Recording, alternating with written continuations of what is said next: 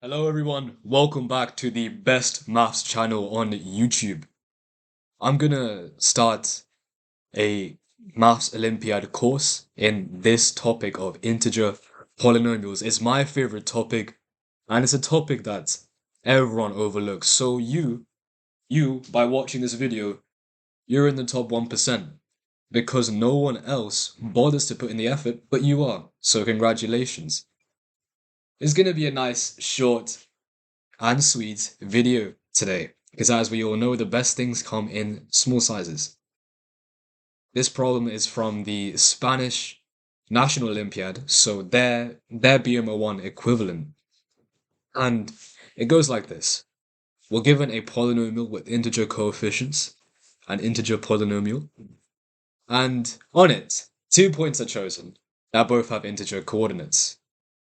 Prove that if the distance between them is itself an integer, then the segment that connects them is parallel to the horizontal axis. Okay, there's a lot to unpack here. And I think now is a good time that I introduce what the hell I'm on about with integer polynomials. An integer polynomial is, by the way, I'm assuming you already know what polynomial is. It's a function that takes on the form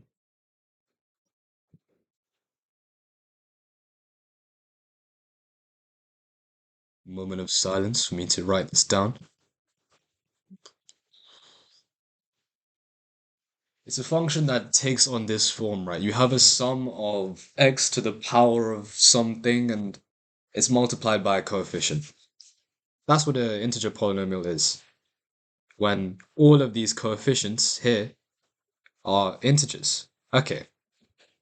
So now let's just draw the graph of an integer polynomial. Bada bing, bada bong. Look at that. Beautiful. And on it, we choose 2 points. 1a and f of a. I hope you guys are happy with this notation, where I'm using f to represent the polynomial. Should have seen that in school maths, hopefully. And the other point is going to be b, and the y-coordinate of it is f of b. And we have that the distance between them is itself an integer. And we're asked to prove that this means the segment that connects them, so this line I'm drawing right here, we're asked to prove that that means it's parallel to the x-axis. Quite a surprising statement at first, but it's killed with this key theory that I'm going to teach you. This theory that you're about to learn is genuinely the secret to over 70% of questions in this topic. If you know this theorem, bam, you're gonna kill almost every single problem you come across in the topic of integer polynomials. What is this theorem? It's quite a powerful one that states that this difference, let's write properly, please work with me. This difference, P of B minus P of A, is actually divisible by B minus A. Isn't that bonkers? And I'm gonna prove it to you guys. Let's erase all of the ink. To prove it, we're gonna restate this theorem by replacing B minus A with D. Now, this just turns the theorem into D divides P of A plus D minus P of A for all integers A and given an integer D. Right. Now, how we prove this theorem is just by expanding the representation of a polynomial. So remember, if we go back, we have this sum of powers. So here, let's say we have, I'll use b for the coefficients to make it a little bit clearer. B of n times a plus d to the n, because remember, a plus d is our x value. plus b of n, bn minus 1 times a plus d to the n minus 1, etc., etc., plus b of 0. We're going onto the floor with this one, lads. It's not even letting me write. Okay. And for p of a, we're going to represent it as b of n times a to the n, plus bn minus 1 times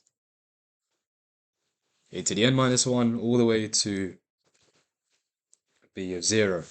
And now, here is where we just take the difference. But we do so in this way, pairing up the terms that have an equal power. So we're taking the difference between each of these terms that are raised to the power of n. Then we're taking the difference of each of the terms raised to the power of n minus 1.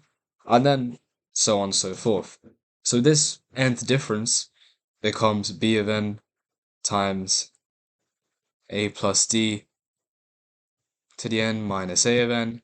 This one becomes b of n times the same thing, but to the n minus 1, and this one just becomes 0. Now, for the key part, I'm actually going to leave it to you guys to figure this one out. I want you to show that this difference for any k is always divisible by this d over here. And to give you guys a hint, you just need to expand the brackets and do the hard work. But alright, now we have this beautiful theorem, which, to restate, it's that b minus a divides the difference between p of b and p of a for any integer polynomial p. Going back to the question, we're given some goofy-ass looking polynomial over here. What am I doing? This is not a polynomial, but we can work with it. And we're given 2 points. A, f of a, where f is an integer polynomial, and b, f of b, where, like I just said, f is an integer polynomial. And we know the distance between them is an integer, but the x distance, the horizontal distance, and the vertical distance, they are also integers. Since a is an integer, b is an integer, and for any integer polynomial, if you have an integer input, so you have a as an integer, you get an integer output. Fantastic stuff. So let's label this x horizontal distance, this vertical distance, and using Pythagoras, we end up with some equation of this form to represent the total distance, which we're given as an integer. However, notice that since b minus a divides f of b minus f of a, we can actually take b minus a out of the square root. So then d becomes b minus a times 1 plus some integer k squared. And it's clear that this is never, ever, ever an integer. So d cannot be an integer unless we have this difference in the y being 0. In other words, the segment that connects them is parallel to the horizontal axis. And we're done. The main takeaway from this video is, of course, this crucial theorem right here. So if you're new to this, definitely write this down somewhere and find some other integer polynomial questions to use this on. I will do some other videos where we get more comfortable with this theorem, using it in slightly more advanced ways. But